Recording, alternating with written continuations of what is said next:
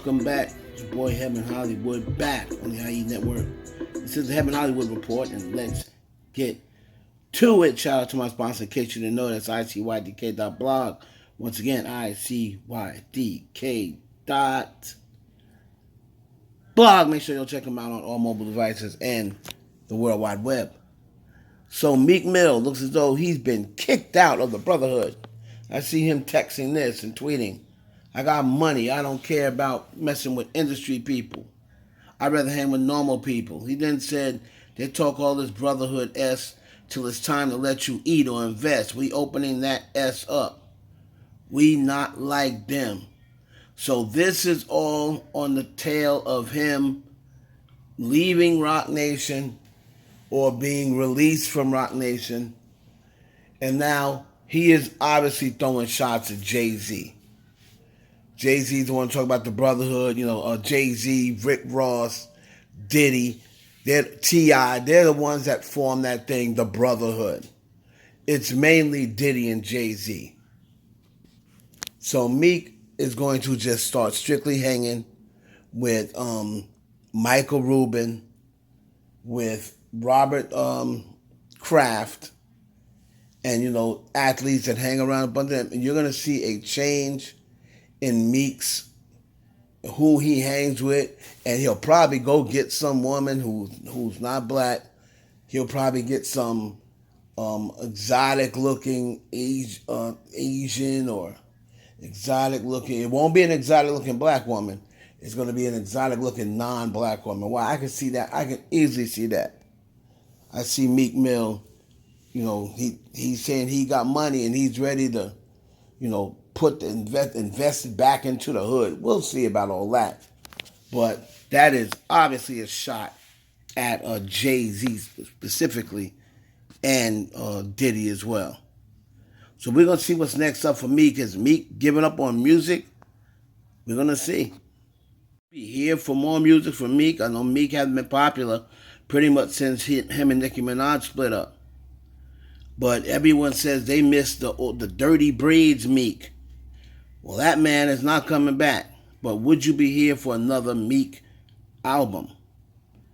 Moving on to Nicki Minaj and Youngboy. So I was having a conversation with some people behind the scenes, and they're saying that Nicki Minaj is desperately trying to get Youngboy on this album, and she's holding out, trying to, complete a single, so he can, release the single maybe before the album drops, but she can't do that. She definitely wants to get him on the album. Reason being is because they feel as though the first time they came out, they had so much against them. Atlantic does not really collab with Nicki Minaj. They stopped so many records that she's got. Do you know how many records Nicki Minaj has in the cut with Atlantic artists? She's got like 5 records with Uzi. Every time when she tried to release the remix, they didn't let her do it. It was like pulling teeth. I don't know if the remix ever officially got released. But that's why you don't really see Uzi collaborating with her anymore. They don't want their artists collaborating with Nicki Minaj. So what she's trying to do is just wait until, Youngboy wants to do a collaboration. He also feels as though him and Nicki Minaj could put out an incredible record. And the reason why the other one didn't do it, she wasn't really able to promote like she wanted to because she was pregnant at the time. And Atlantic Records. So Youngboy's coming up out that contract soon. And maybe Nicki's waiting around for that, but she would really like to get him on NM5. Get a record with him on NM5 because he's still on fire. He's the most, to me, I think, most viewed rapper on YouTube. So if they put out a record together, I'm shocked that the one they put out together didn't equal what she did with 6ix9ine. But like I said, a lot of factors played into it. So we're going to be looking forward to see if that happens. Do you want to see part 2 of Nicki Minaj in NBA Youngboy? I'll ask all the Youngboy and Nicki Minaj fans. I'm not into Youngboy like that, so I'm going to ask the people who are into him. So let me know down in the comments how you would feel if those two got up together again. And staying with Nicki Minaj, and it looks as though hopefully she can get a little bit of closure. Looks as though the man that was Mr. Povich, I believe his name is, was convicted. This is the man who was accused of hitting and killing her father. He did get charged. I believe it's going to be manslaughter. He's going to get 1 year in jail, in prison. I know it seems like a smack in the face, so that he's only getting 1 year, where he obviously recklessly drove into Nicki Minaj's dad and pulled off. So I think just for the fact that he pulled off, he should have got way more than that. He's going to get 1 year in prison, so I know it's not really nothing, but at least it's some sort of closure for Nicki Minaj and her family. So if you want to comment about that, I know that's not nothing that's really too joyous, but if you want to comment about that, be my guest. Now let's finish up with the Queen, Beyonce. And Beyonce, as we all know, she just put out Renaissance, and she's pretty much had a week filled with ups and downs. Some people like the album. Some people don't. Some people say it's a masterpiece. Some people say it's a trashterpiece. You got Khalees coming out talking about lyrics. This one, that one. Monica Lewinsky, somebody even dust her casket off. And she come out talking about, oh, can you remove me from lyrics that you made 11 years ago? Now we got Brian Kilmeade and Kia, and take a listen to what they said. We're going to take a listen to what they said, and then we'll come back and unpack everything. Do you know, like when you get a little bit older, sometimes you mellow? I mean, she's a parent. You know, you would think we haven't really seen her in a while, barely dressed, dancing around. And now she comes back more vile than ever, putting out X-rated lyrics. Plus, what about the dimpled ass community? What about them? Are they insulted by being used in her songs? Have you thought about that?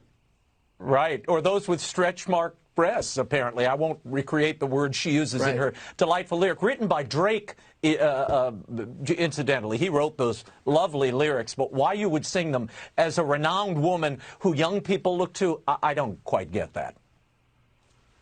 Right, and they were wonderfully put together. There's great poetry there. I think it'll go down in history.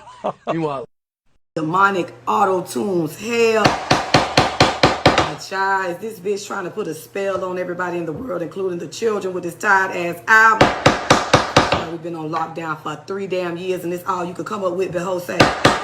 A man hard skit, and a Kilo Ali stolen sample, police stolen sample. Child, these are indeed the last days. Let's talk about it. Tina, you knew better, gag order. We the people say you better go kill another goat because this isn't working. Sacrificing for what? Gag order, because it ain't working, bitch. Matthew gone, Jay-Z gone, the album flopping. Sacrifices for what? Killing my poor goats and pigeons. Blue Ivy gonna be gone next because she's sick of y'all shit. Y'all, if y'all don't see the devil is outside and in disguise living through Beyoncé, I don't know. Y'all don't see the devil is outside and all his children is running around thinking they stars, I don't know. Crawling on all floors, people from under the floors looking like somebody from the poltergeist. All you bitches is cursed and y'all think these man-whores and mutants is stop. But I'm the bitch that's looking for I'm under the bed. I'm minding my own fucking business, staying close to the Lord. I know who I am, gag order. Evidently y'all don't. Or was talking about fucking in the church and doing tired-ass collabo with porn hard. Who's listening to Beyoncé anyway? Zaya and her daddy? Nobody. Oh, Eva Creole Holden stole from everybody, baby. Jay-Z must have just left you in the studio by yourself with no guidance so he could go fuck on them other hoes. Who he fucking everybody, baby. And have you been to the doctor in 10 years? This is the case of I've been told these bitches and all you rest of you whores and niggas that these bitches was thieves and rogues. I said that a long time ago. I guess when Khalees said it, it sounded a little better than when I tell the truth, huh? Who's surprised? Let's talk about the art. Word on the curb that Beyoncé leaked her new tired-ass album on. Now that was Brian Kilmeade on television, and that was Kia, all right, on her podcast. Now, they both had issues with Beyonce for two different reasons. So listen to all these people who've had issues so far with Beyonce with this album. This album alone. Azalea Banks said that she's trying to copy her style, right? She copied the song Show Me Love, and the person who did Show Me Love, I forgot her name right, it escapes me right now, she came out and showed Beyonce love and said, hey, let's do something else. She started talking about doing EPs and shit. So then you got Khalees, who came out and said she sampled her song, and everybody got the song wrong, which one they were talking about. It was actually Milkshake, and everyone else was saying some other song. On a song that she didn't originally get credit for, she got mad because Beyonce came out and gave her credit. She didn't get credit before. Beyonce came out and gave her credit. She said because Beyonce didn't call her, she was in the wrong.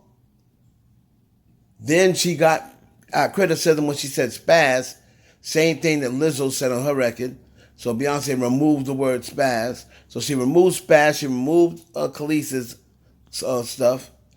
Then you got these people talking about the content. So Brian Kilmeade was pretty much talking about her explicit content, now that she's of her age and that she's a mother. Now, I can't be a hypocrite. I have had critical responses as well that on that same level, about certain artists once they get a certain age, and especially if they're married or have kids.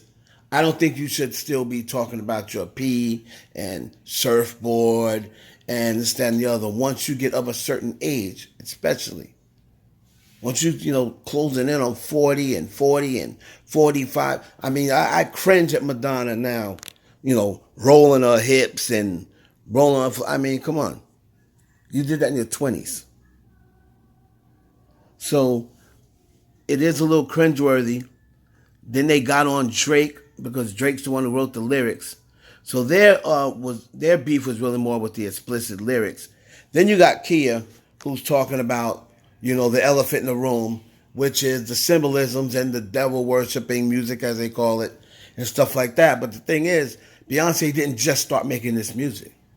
Beyonce didn't just start using symbolisms. I mean, where was all this outcry when Beyonce said she takes a page out the Bible and stuffs her pussy with it to stop the bleeding? That's pretty much what she said. She wasn't that vulgar, but that's pretty much what she said. I take a page out of the good book and use it as a tampon. I'm hearing way more criticism and outcry about this album than any other album Beyonce's ever put out. I mean, she was saying surfboards a few years ago, and she had kids and was of age, was in her 30s.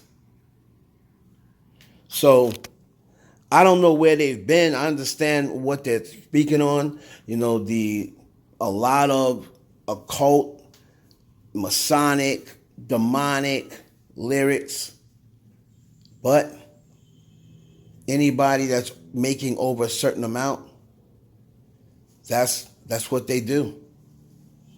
That's what they do. If you're just now noticing it, or if you haven't noticed it, you're blind. If everybody out there saying, not my fave, your fave too.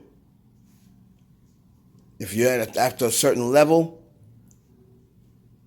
they've all indulged in some sort of occult, symbolism, ritualistic music. It's just a matter of you have a bunch of singers and artists out there doing it.